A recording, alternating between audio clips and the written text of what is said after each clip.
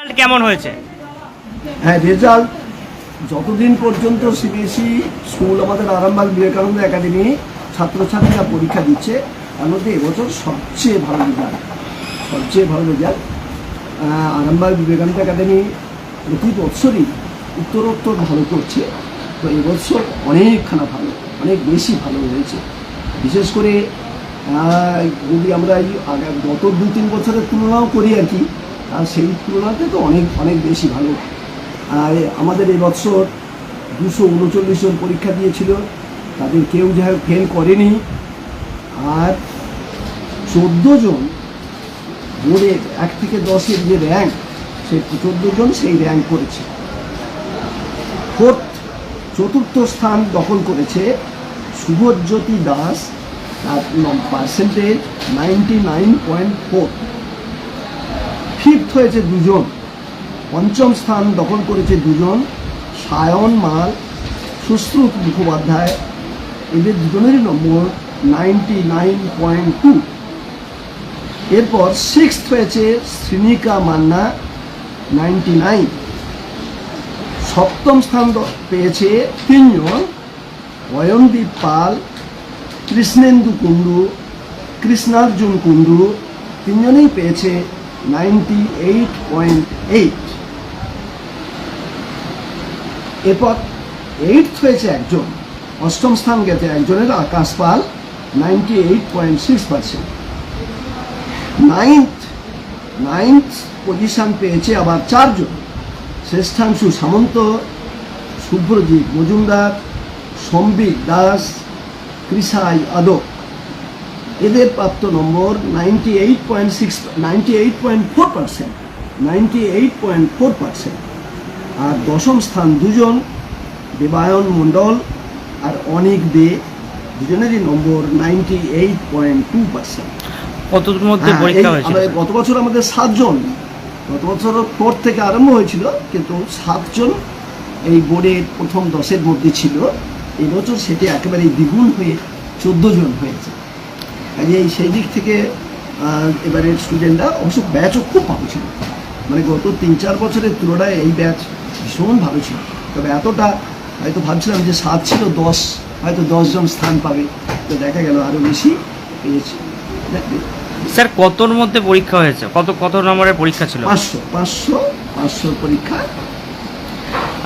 হ্যাঁ, এদের নম্বর ধরলে হচ্ছে ওই 497, চতুর্থ মানে 497, পঞ্চম মানে 496, ষষ্ঠ মানে 495, এরকম পর। এই যে আপনার স্কুলে এত ভালো রেজাল্ট হচ্ছে, এর মানে কিভাবে স্কুল পরিচালনা করছেন? এই 14 জন র্যাঙ্ক করেছে, গত বছর 7 জন, ডবল হচ্ছে। এখন আমার তো সারা জীবনেরই একটাই কাজ, সেটা হচ্ছে কি করে ছাত্রছাত্রীদের সঠিক জায়গায় পৌঁছে দেওয়া যায়। এই কাজ করা এতেই আমি আনন্দ পাই। আমি চেষ্টা করি ছাত্রছাত্রীদের যে বেস্টটা, তাদের মধ্যে সবচেয়ে ভালোটা যাতে করে তারা দিতে পারে। সারা বছর ধরেই আমি তাদের মনিটরিং করি। এমন নয় যে শুধু একবার বললাম প্রতিটা ক্লাস রেজাল্ট হবে। এমনি অন্যান্য পরীক্ষা, এর আগে 3টে পরীক্ষা হয়েছে স্কুলে, প্রতি পরীক্ষাতেই যার যেখানে অসুবিধা আছে সেগুলোকে দূর করবার চেষ্টা করেছি। এক্সট্রা কোনো ক্লাস করানো হয় স্কুলে? বলুন। বলছি এক্সট্রা কোনো ক্লাস করানো হয় না এক্সট্রা ভাবে? যেমন আরামবাগ হাই স্কুলে আমরা দেখেছি যে আপনি যখন প্রধান শিক্ষক ছিলেন তখন মাধ্যমিক এবং উচ্চ মাধ্যমিক যারা পরীক্ষা দেবে তাদের জন্য স্পেশাল ক্লাস করতেন নিজে। হ্যাঁ, করা হতো তখন। এখানেও আমরা প্রথম 5-6 বছর এটা আমরা করেছিলাম। কিন্তু এখন আরামবাগের যে অভিভাবিকারা, তারা এই স্কুলের টিউটোরিয়াল ক্লাসের থেকে তারা প্রাইভেট টিউশন কোচিং সেন্টার, এতে বেশি তারা আগ্রহী। যার জন্য খুব কম সংখ্যক আছে। আমরা এখন যেটা করি সেটা যেগুলো পিছিয়ে পড়ে তাদের জন্য স্পেশাল ক্লাস, স্পেশাল পরীক্ষা করি। যারা পাস করতে পারছে না বা খুব কম নম্বর পাচ্ছে, তাদের জন্য স্পেশাল ক্লাস করি। রেজাল্ট কবে বেরিয়েছে স্যার? রেজাল্ট বেরিয়েছে বুধবার, বাংলা শুভ নববর্ষের দিন। এই যে এখানে 14 জন যারা র্যাঙ্ক করেছে, এদের কি সবারই বাড়ি আরামবাগে না বাইরে থেকে? এদের মধ্যে 10 জনের বাড়ি আরামবাগ, একজন তারকেশ্বর, একজন কামারপুকুরের পথে। বাকি এটা একজন কামারপুকুর, একজন তারকেশ্বর, বাকি আরামবাগ। আগামী আপনার উচ্চ মাধ্যমিকেরও তো ব্যাচ আছে, তারা কেমন রেজাল্ট করবে মনে হচ্ছে এবছর? কে জানে, তারা তো ইয়ে করছে তো, মাধ্যমিকের থেকে তো উচ্চ মাধ্যমিক একটু অন্য ধরনের। তার চেয়েও বড় হচ্ছে এখন ছাত্রছাত্রী আর অভিভাবক সবাইরাই চান যে বোর্ডের রেজাল্ট কী হলো সেটা বড় কথা নয়, তারা যেন নিট অর্থাৎ অল ইন্ডিয়া মেডিকেল পরীক্ষায় তারা করতে পারে, আইআইটিতে তারা পারে, তারা যেন ইঞ্জিনিয়ারিংয়ে ভালো র্যাঙ্ক করে গভর্নমেন্ট কলেজে ভর্তি হতে পারে, এই দিকে বেশি ঝোঁক থাকে। তো যে দেখা যাক, চেষ্টা করা হয়েছে, পরীক্ষা তো শেষ হয়ে গেছে, খাতা দেখা চলছে, খাতা দেখা চলছে। এদের মধ্যে কেউ নিট কিংবা আইআইটি কেউ দিয়েছে? যারা ক্লাস 10 না না, এই যে উচ্চ মাধ্যমিকে যারা র্যাঙ্ক করেছে, না না এই সরি আপনার এই উচ্চ মাধ্যমিক যারা দিয়েছে, যারা আমাদের পরীক্ষার্থী, এরা নিট পরীক্ষায় বসবে। নিট এখনো হয়নি। আর আইআইটি জয়েন্টের মেন পরীক্ষা হয়ে গেছে, তারা দিয়েছে কয়েকজন। আর অ্যাডভান্সটা এখনো ডেট ফিক্স আপ হয়নি, অ্যাডভান্স হবে। টোটাল ছাত্রছাত্রীর সংখ্যা কত এখন আপনার স্কুলে? আমার স্কুলে টোটাল ছাত্রছাত্রীর সংখ্যা 3000-এর কাছাকাছি। সবচেয়ে দূর থেকে কারা আসে, মানে কত দূর পর্যন্ত বরাদ্দ, মানে ছাত্রছাত্রীরা আসে? নার্সারি থেকে ক্লাস 12 পর্যন্ত পড়াশোনা। বাইরে থেকে এটা কি আপনার হোস্টেল আছে এখানে? না, হোস্টেলও আমরা করেছিলাম, বয়েজের জন্য আলাদা হোস্টেল, গার্লস আলাদা হোস্টেল করেছিলাম। কিন্তু এখনের দিনে হোস্টেল মেনটেন করতে গেলে দরকার হচ্ছে শুধু দক্ষ লোক নয়, তিনি যেন সমস্ত সময়টা 12 মাস 30 দিন তাকে থাকতে হবে ওখানে, অথবা নজর দিতে হবে। এখন আমার পক্ষে এই বয়সে সম্ভব নয়। এর আগে হোস্টেলে করেছিলাম, দিনে রাতে যখন খুশি তাদের যে কাজ করা সম্ভব হতো। এরকম লোক পাওয়া যাচ্ছে না, এরকম ডেডিকেটেড হ্যান্ড, যে তারা অন্য সব কিছু ছেড়ে, ঘর সংসার সব কিছু তত কথা না ভেবে থাকবে, এরকম লোক পাওয়া যাচ্ছে না। বিশেষ করে গার্লস হোস্টেল তারাই যাচ্ছে না। সিলেবাস কি চেঞ্জ হতে পারে? সিলেবাস চেঞ্জ হয়ে যাচ্ছে। এই সামনে বছর 11-12 সিলেবাস চেঞ্জ হচ্ছে। এই বছরে 9 চেঞ্জ হবে, সামনে বছরে ক্লাস 10-এর সিলেবাস চেঞ্জ হবে।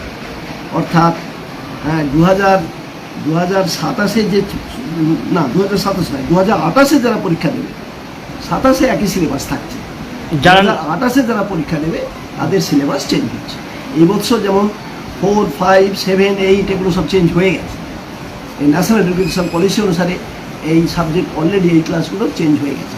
আগের বছরে 1, 2, 3 হয়েছে, এমনি করে আস্তে আস্তে আগাচ্ছে। 2028-এ হচ্ছে ক্লাস 10 এবং 12 দুটোই নতুন। তার মানে আপনি যেটা বললেন যে ক্লাস 8 পর্যন্ত চেঞ্জ হয়েছে, তাহলে 9, 10, 11, 12 সবই চেঞ্জ হবে বছর? হ্যাঁ, সব চেঞ্জ হবে। 9ও চেঞ্জ হবে? 9ও চেঞ্জ হবে, পুরো একদম 1 to 12 পুরো চেঞ্জ হবে। 1 to 12 নার্সারিও চেঞ্জ হয়ে যাচ্ছে।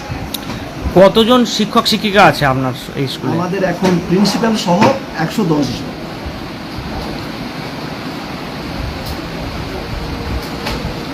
110 জন। 110 জন। আমাদের গণেশ এটা ডায়েরি না।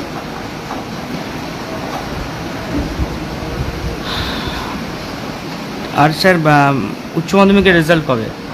উচ্চ মাধ্যমিক রেজাল্ট এখন এটা ডিক্লেয়ার করেনি। অন্যবারে সাধারণত মেয়ের 3rd উইক হয়, মেয়ের 10, 12, 15।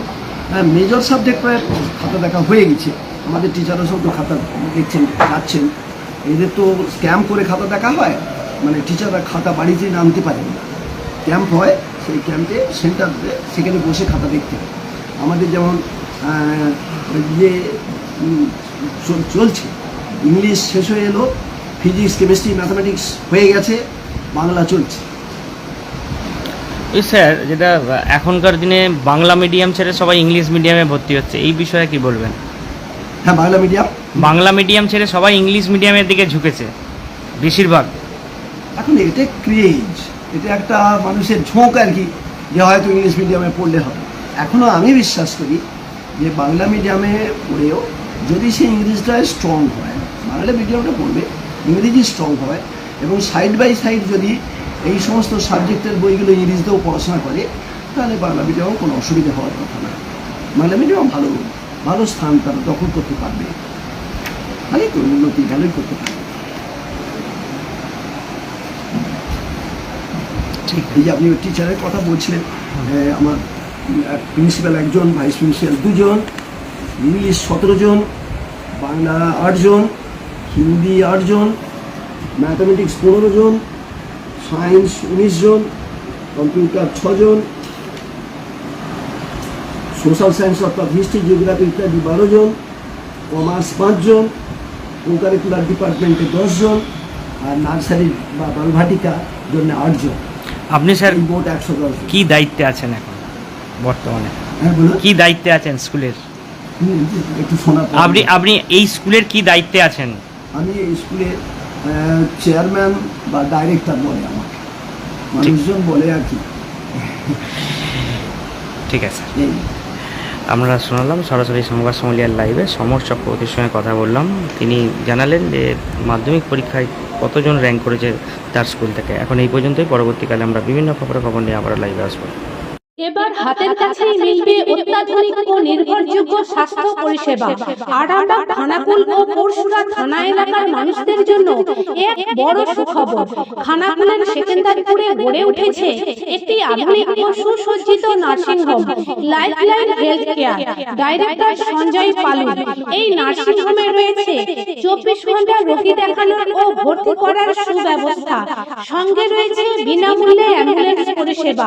অভিজ্ঞ পরিষেবা ও যত্নশীল ব্যবস্থাপনায় আপনার সুস্থতার নির্ভরযোগ্য ঠিকানা লাইফলাইন হেলথ কেয়ার। যোগাযোগ 9735481158 7432984404।